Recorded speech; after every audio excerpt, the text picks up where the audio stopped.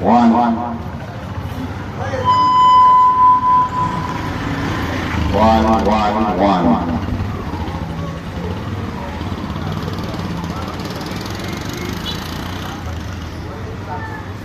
Na wasalimu wakazi wa Majengo kwa jina la Yesu Kristo.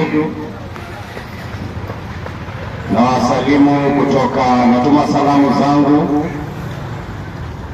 kutoka Wakristo wote, wafuasi wote wa Yesu Kristo ulimwenguni, haswa wale wa kanisa la Pendo Huru. Wanatuma salamu zao kwa wakazi wa Majengo na wametutuma hapa siku ya leo kama wainjilisti kwa ajili ya kina baba na kina mama na watoto wadogo pia ambao hawajapata kumjua Yesu Kristo, hawajapata kumwamini, hawajapata kuona nuru ambayo iko katika sura yake, na wametutuma, na Mungu Mwenyezi pia ametutuma. Kwa hivyo ni furaha yetu kukuletea habari nzuri zaidi katika ulimwengu mzima. Ni furaha yetu kukuletea Injili inayookoa nafsi za binadamu kote kote ulimwenguni. Ni furaha yetu, and it is a great privilege for us to do this. Na majaliwa yule Mungu ambaye ametutuma hapa, yule Mungu ambaye ametujalia Roho wake, yule Mungu ambaye anaweka mamlaka katika neno lake liweze kuzungumza na mwanadamu katika roho yake, liweze kufunua roho ya mwanadamu na kumwonyesha kwamba Mungu aliye juu hafichi lolote, hata lile ambalo umeweka siri kutoka kwa shehe wako, kutoka kwa mke wako, kutoka kwa baba yako, mama yako, kwamba Mungu Mwenyezi yaijua, yaweza mulika hadi ndani ya roho yako na kukuonyesha kwamba wahitaji wokovu. Neno la Mungu lina uwezo huo. Neno la Mungu ni kama upanga ulionolewa pande zote mbili, linakata pande zote mbili. Linapozungumzwa kwa ukweli, linaposonga katika nguvu za Roho Mtakatifu, neno la Mungu ni kama upanga unaokata.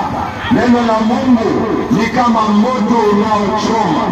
Neno la Mungu linafunua roho za wanadamu, na wanaweza kuona hakika kwamba wanahitaji wokovu, na huo wokovu unapatikana peke yake katika Yesu Kristo.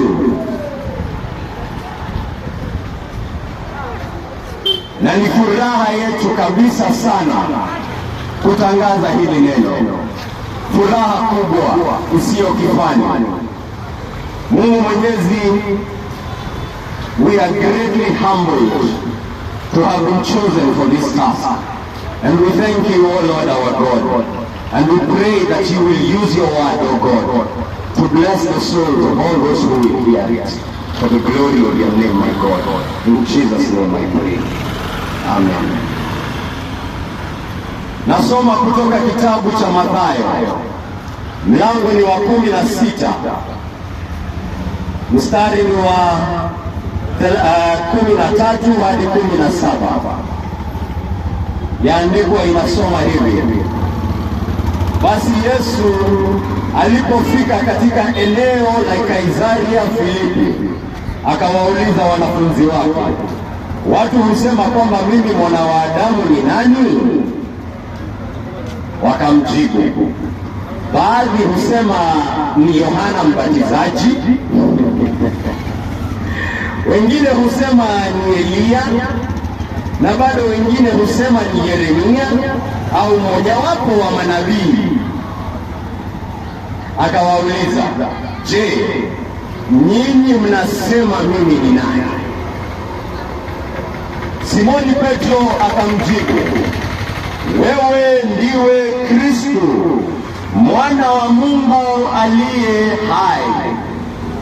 Naye Yesu akamwambia, heri wewe Simoni Bariona, kwa maana hili halikufunuliwa kwako na mwanadamu, bali na Baba yangu aliye mbinguni. Neno la Mungu hilo nimewasomea. Injili hii iliandikwa na Mathayo. Mathayo ni mmojawapo wa wafuasi wa Yesu Kristo. Aliandika karibu miaka 30-40 baada ya Yesu Kristo kupaa mbinguni. Naam, Yesu Kristo alizaliwa, akatembea ulimwenguni, akafanya kazi alizotumwa kufanya. Wengi wanafurahia sana wakisikia kwamba Yesu Kristo alitumwa. Wanasema ndio, alitumwa, ni mtume. Ndio, Yesu Kristo alisema ametumwa na Baba yake ambaye ni Mungu aliye juu. Alipofanya kazi alizotumwa kufanya, akafa. Hata hiyo pia alitumwa kufanya hiyo, na Mungu akatimiza ahadi yake, akamfufua siku ya 3.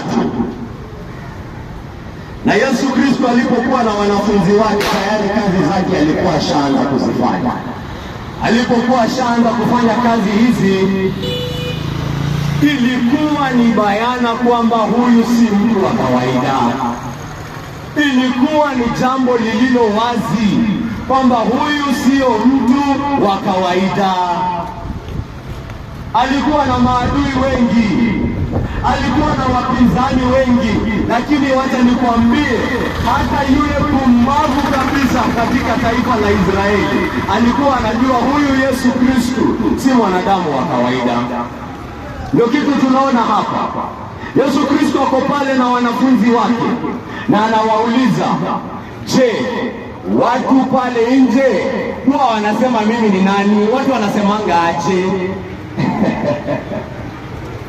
Mimi hata nikiweza kuuliza mama hapa anayeuza, je, watu wa majengo huwa wanasema sisi ni nani? Anasema wengine wanasema nyinyi ni vijana hamna kazi. Wengine wanasema nyinyi ni vijana hamna wakati, hamna kitu ya kufanya. Wengine wanasema nyinyi ni watu mmerukwa na akili zenu. Alafu ninamuuliza, na mama, wewe je, unasema sisi ni nani? Wewe unasema sisi ni nani? Hivyo ndio Yesu aliuliza wanafunzi wake, je, watu wanasema mimi ni nani? Na tunaona waziwazi, hakuna mtu ambaye anasema. Kuna wengine wanasema wewe ni binadamu wa kawaida tu. Kuna watu wanasema wewe ni binadamu, wewe na mimi hatuna tofauti. Hakuna mtu anaongea hivyo. Kila mtu ako na maoni. Mwingine anasema wewe ni Yohana Mbatizaji. Yohana Mbatizaji alijulikana kwamba yeye ni nabii wa juu kabisa. Yohana Mbatizaji aliuawa na mfalme. Sasa watu wanaona Yesu wanasema ni Yohana Mbatizaji amefanya nini? Amefufuka. Nabii wa nguvu, nabii mwenye neno la nguvu amefufuka. Ni Yohana Mbatizaji huyo. Huyo mwenye tunasikia anaponya vipofu ni Yohana Mbatizaji. Huyo tunamsikia anaponya viwete ni Yohana Mbatizaji amerudi. Wengine wanasema wewe ni Elia. Nabii wa nguvu pia huyo. Nabii huyo alisimama na akaweza kuita moto kutoka mbinguni. Amesimama na ameita moto kutoka mbinguni. Amesimama na manabii wa uongo 5,000. Manabii wa uongo wamelia asubuhi hadi jioni, wameshindwa kuita moto. Elia amemwita Mungu wake, amesema Mungu wangu jionyeshe hapa siku ya leo. Jinsi ambavyo sisi tunasimama hapa siku ya leo na tunamwomba huyo Mungu wa Elia, huo moto uanguke hapa siku ya leo. Mungu wangu jionyeshe hapa siku ya leo. Jinsi ambavyo ulijibu maombi ya nabii wako Elia na ukaangusha moto na ikaonekana waziwazi kwamba wewe ndio Mungu aliye juu. Mungu wangu na kuomba, wewe ndio Mungu jana na leo na hadi milele. Huo moto uliouangusha siku ya Elia iangushe hata hapa majengo, ionekane waziwazi kwamba wewe ndio Mungu. Tunaomba huo moto uanguke hapa, watu wapate kumjua Yesu Kristo. Wengine wanasema ni Elia, mshusha moto yule. Mshusha moto amefufuka, mshusha moto amekuja tena. Na bado wengine husema yeye ni Yeremia, mmojawapo wa manabii. Jambo ni bayana kabisa kwamba Yesu Kristo ni mtu ametoka kwa Mungu, ni mtu ametoka kwa Mungu. Si lazima uwe mtu wa dini kuona hiyo, si lazima uwe mtu wa dini kuona hiyo. Hiyo ndio watu walikuwa wanasema.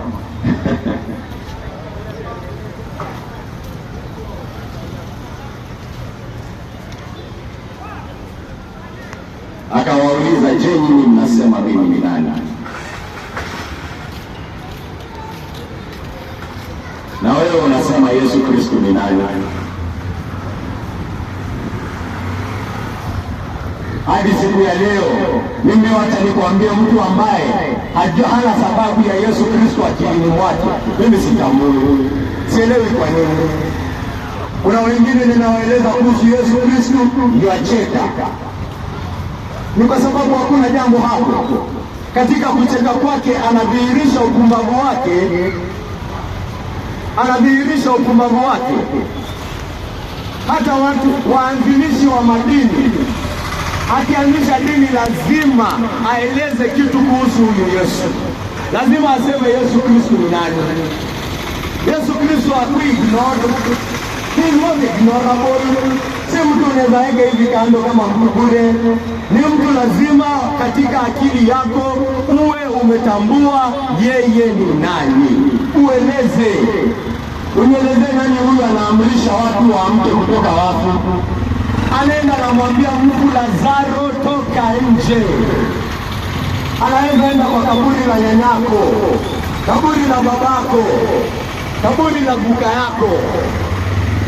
Amwambie Rashidi toka nje.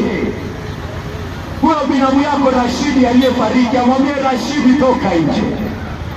Na Rashidi atoke.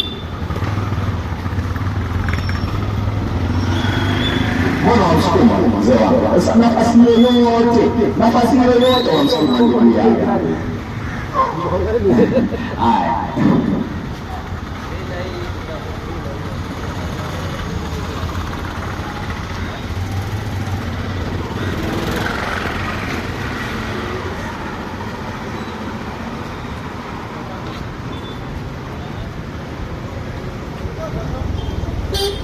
Kwa yule ambaye hana sababu, hayawezi nieleza hivi Yesu Kristo ni nani akilini mwake, mtamwambia ndugu yangu, amka, tafuta sababu, tafuta elewa. Afadhali uniambie ni mtume kuliko kuniambia wewe hauna mawazo kuhusu. Afadhali uniambie hivyo. Kila mwanzilishi wa dini lazima anieleze kitu kuhusu Yesu Kristo. Wengine wanakuja wanasema ndio tunajua kuhusu Yesu, tunajua kuhusu mzawa wa Mariamu, tunamjua, alikuwa mwalimu mzuri, hiyo tu, hiyo ndio alikuwa na hiyo yote. Haujui alikufa? Hapana, hakukufa, lakini historia inasema alikufa. Ilikuwa ni mtu mwingine aliyekuwa pale. Kwa hivyo mtu mwingine ndio alikufa kwa sababu ya Yesu. Hivyo ndio nimefunzwa. Yesu Kristo ni nani? Ni mtume. Nani alikufunza hivyo? Nani alikufunza hivyo? Nani anakueleza hiyo? Nani anakuchambulia hiyo? Wacha nikuulize, huyo mwalimu wako, angalia maisha yake, angalia mdomo wake. Ni mdomo unaoongea ukweli? Ni mdomo unaozungumza ukweli? Ni mdomo unaofurahia katika ukweli?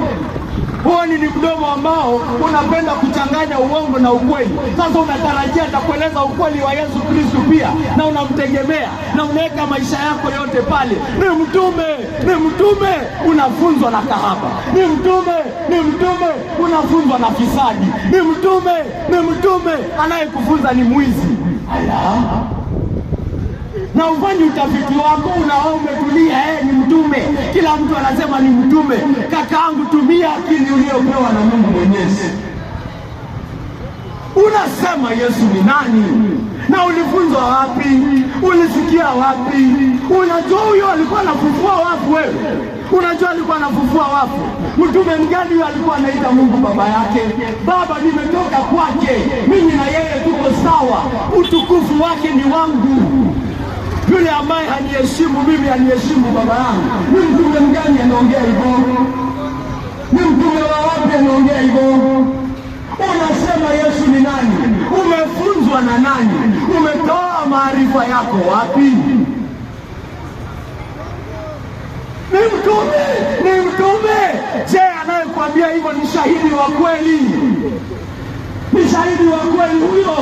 Nilete huyo shahidi wa kweli, nijipe na unikubali, nikague maisha yake, nikague nione alikuwa anafanya ndoa vipi. Ni jamaa wa kuoa tu, waoa tu mabibi 10. Huyo ndio shahidi unategemea? Nani anamsupport? Nani anasupport shahidi wako? Ni nani? Nipe mtu mmoja anasupport shahidi wako. Hapana, huyo ndio shahidi ninaamini. Kakangu, unajua huyo alikuwa anafungua macho za vipofu. Mtume mgani huyo?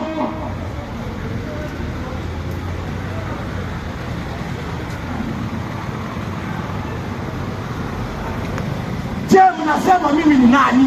Wewe unasema mimi ni nani? Maisha yako yanadepend on it. Uzima wako wa milele, it depends on it. What do you say I am? Who do you think I am? Ni mwalimu mzuri, hiyo tu, hiyo tu. Mwalimu mzuri huyu mwenye anazungumza na mapepo yanatetemeka. Mwalimu mgani huyo? Anazungumza ni mapepo yanatetemeka. Mapepo yanakuja yanamwabudu, yanasema Bwana, Bwana, usitutupe pale jehanamu. Mwalimu mgani huyo? Hebu niambie, ni mwalimu wa wapi? Nipeleke kwa mwalimu mzuri kama Yesu basi.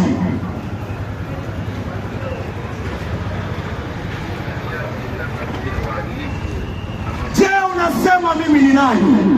Your life depends on it. Uzima wako unategemea au mawazo yako kuhusu hilo jambo. Je, mnasema mimi ni nani? Simoni Petro akajibu, wewe ndiwe Kristo, mwana wa Mungu aliye hai. Simoni amesema yeye anafikiria nini? Simoni, wewe unasema nini wewe? Wewe ni mwana wa Mungu. Hakuna mwingine, ni wewe. Wewe umetoka kwa Baba. Wewe ndio unatuonyesha Mungu ni nani. Wewe ndio uko na maneno ya uzima. Wewe ndio mwana wa Mungu. Simoni Petro amesema yeye anafikiria nini? Na Yesu akamwambia Simoni, heri wewe Simoni Bariona, heri wewe Simoni mwana wa Yona wewe, kwa maana hili halikufunuliwa kwako na mwanadamu, bali na Baba yangu aliye mbinguni.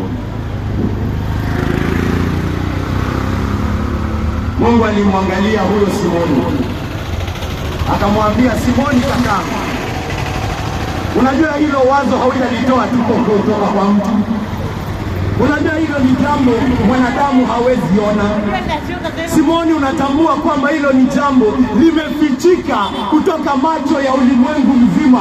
Ndio maana wananiangalia wanasema, Yeremia, mwingine ni nabii, mwingine ni nabii, mwingine ni mtume, mwingine ni mwalimu mzuri. Hawaoni. Simoni, heri wewe. Hilo jambo limefunuliwa kwako, sina mwanadamu, ni Baba yangu amelifunua kwako wewe. Kwa nini tunahubiri hapa? Kwa nini tunahubiri hapa? Unafikiri tunategemea wewe kuamua? Nafikiri tunakutegemea wewe. Tunamwomba Mungu wetu, Baba yetu, Baba, jinsi ulivyofunua macho ya Simoni Petro, funua macho ya Ahmed pale, funua macho ya Muhammad pale, funua macho ya Rashidi pale, funua jicho la Firdaus pale. Mungu wangu, jinsi ulivyofunua jicho la Simoni Petro, funua jicho la nani, la Kevin pale. Mungu wangu, fanya hiyo kazi siku ya leo. Fungua jicho la Amina, fungua jicho la Aisha, jinsi ulivyofanya Simoni Petro. Funua jicho la watu hapa, wafunue macho waone, wafunue macho watambue, wafunue macho waone wamekuwa wamefichika hii miaka yao yote wakimwita Yesu Kristo mtume. Waseme nilikosa kuona bibi, nilikosa kuona ache, nilikosa kuona ache. Mungu wangu, nilikosa kuona ache. Kwani nimekuwa kipofu hii miaka yote kivipi? Nimekuwa nikidanganyika kiache? Niliweza aje kukosa kuona kwamba Yesu Kristo mwana wako ni Mungu? Amen. Amina. Nilikosa kuona ache.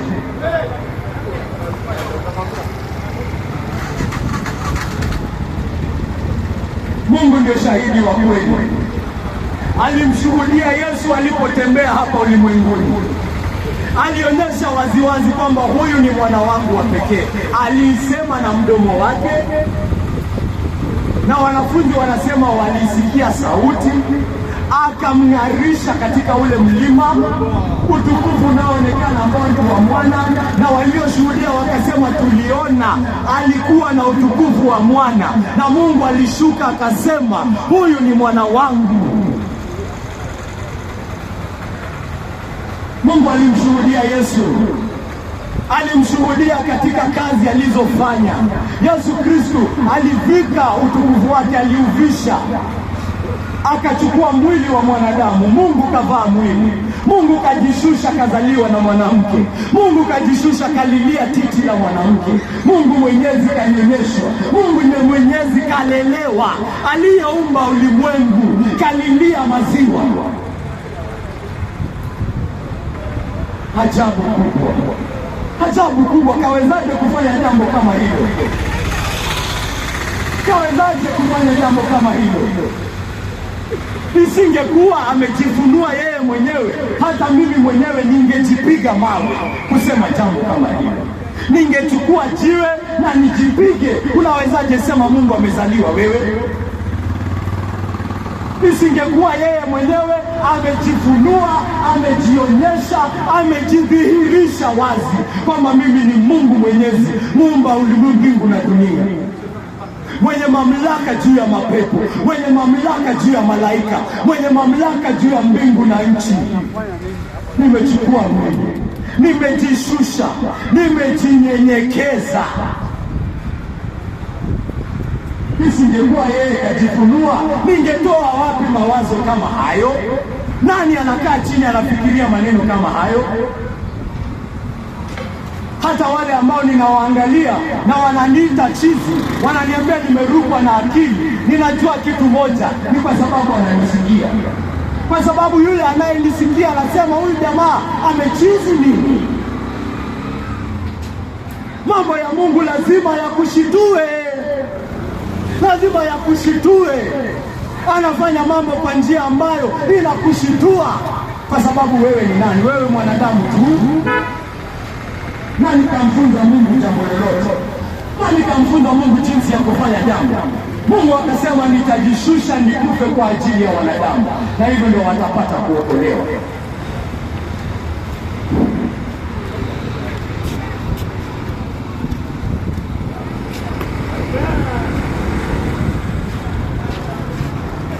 Mungu ndiye anayeshuhudia huyu Yesu Kristo, na alimshuhudia katika kazi alizofanya. Na hata wakati binadamu walikula njama wakamuua, alishuhudia huyu Yesu Kristo. katika kumfufua kutoka wafu. Kuna kaburi ambalo halina mtu. Hiyo ni ushuhuda. Hiyo ni ushuhuda. Historia yenyewe inasema huu ushuhuda. Hizi mambo ya Biblia tu. Hizi mambo ya Biblia tu. Historia yenyewe inashuhudia kuhusu hilo kaburi lisilo na mtu. Mungu anamshuhudia huyu Yesu. Hata wanafunzi wake walikuwa hawamwamini. Hadi ile siku walimwona ametoka kaburini. Walimwona ametoka kaburini, wakajua hakika kila kitu alichokuwa akisema. Alisema yeye ni mwana wa Mungu, hakika ni ukweli. Kama angekuwa mwana wa Mungu angetoka kwa kaburi. Alisema yeye ndio mfalme, alisema yeye ndio Mesia, na tukamwona ameuliwa tukafikiri mambo yamekwisha. Lakini wenye tumeona amefufuka, tunajua kwa uhakika kila kitu alichokisema ni kweli. Kila kitu alichokisema ni kweli. Hata wanafunzi wake hawakuwa wanamuelewa. Soma uone, hawakuwa wanamtambua. Baada ya Simoni Petro kusema mambo kama haya, alisema nini? Yesu alimwambia, sasa ujue kazi yangu kama Kristo ni kuuliwa. Kazi yangu kama Kristo ni kukufa msalabani. Simoni Petro akamwambia, kitu kama hiyo haiwezi fanyika. Hatutawahi kubali kitu kama hiyo ifanyike. Hatuwezi. Kwani tutakuwa wapi wakikushika? Akamwambia, wewe Simoni Petro uelewi mambo ya Mungu wewe. Kwani utamfunza Mungu jinsi ya kufanya mambo? Utamfunza Mungu jinsi ya kuokoa binadamu? Utamfunza Mungu jinsi ya kuokoa ulimwengu? Amesema juhudi zako hazitoshi, kazi zako hazitoshi, matendo yako mazuri hayatoshi. Na ninasema hapa tena wiki baada ya wiki, matendo yako mazuri hayataokoa ulimwengu. Kazi zako nzuri hazitaokoa ulimwengu, haziwezi kuokoa wewe. Hata wewe haziwezi kukuokoa. Hata ufunge kutoka leo, hata uende uishi pale Maka, ukai huko, utengeneze nyumba huko, ukai huko, hiyo haiwezi kukuokoa.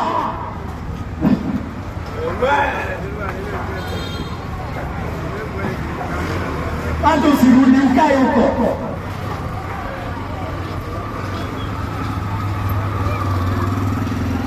Haiwezi kuokoa wewe peke yake. Bado waizi wataendelea kuiba, wewe utakuwa pale ukifunga. Bado majambazi na wabakaji na wahanithi watakuwa wanaendelea. Ufisadi utakuwa unaendelea, wewe uko pale unafunga. Kufunga kwako haiwezi kuokoa wewe. Seuze ulimwengu.